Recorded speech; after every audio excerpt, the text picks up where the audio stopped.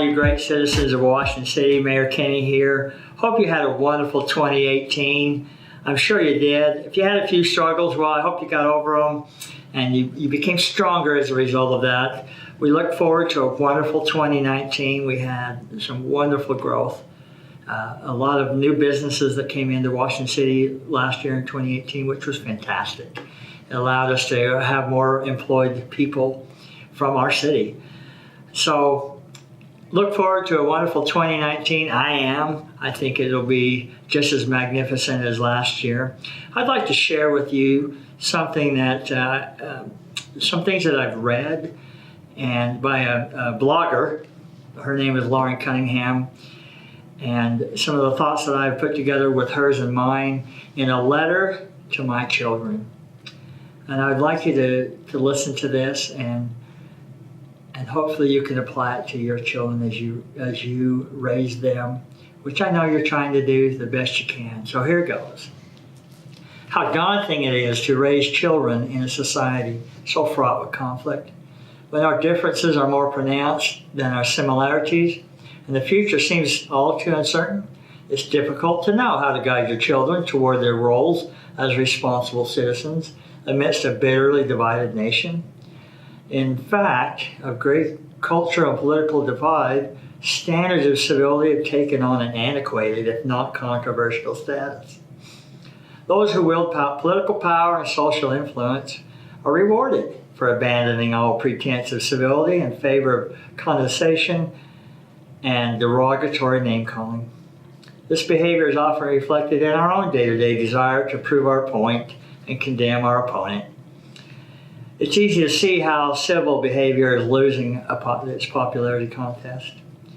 When communities feel trampled upon or threatened, when people are made to feel belittled or forgotten, our natural reaction is to fight it out and defeat our opponent. The thing is, when I look at my children, I realize my job is not to raise combatants or rally against their neighbors. Rather, my responsibility is to raise civilians who tirelessly and peacefully strive to build a safe and just society for all. However much I want my children to pursue justice, I cannot teach them that this pursuit entitles them to treat others uncivilly. In fact, despite the growing controversy surrounding its behavior, my children are taught that they must try to be civil, always. When engaging in any kind of social matter, I want my children to appeal to the best which is within themselves, as well as with those whom they disagree. This commitment is not showing weakness, frailty, or privilege, but rather an inner strength which holds that all people are created equal and thus deserving of an inherent dignity.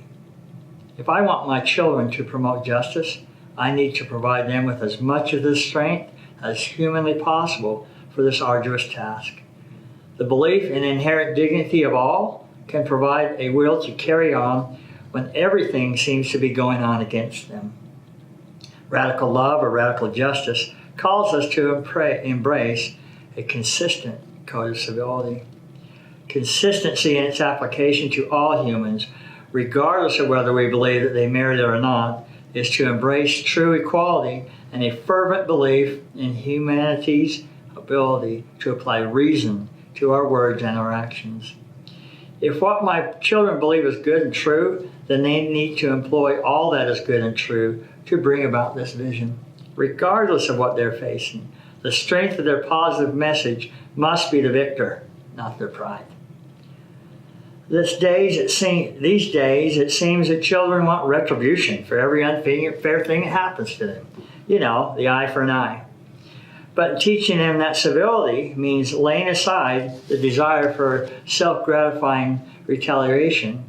I hope to alleviate for them the exhausting and toxic cycle we now find ourselves in today.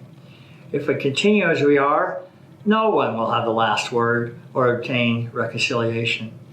And though humanly impossible not to struggle with the urge to be uncivil, I hope that the majority of my children's energy could now be directed toward greater things. They could rely on wit instead of vulgarity in advancing their beliefs.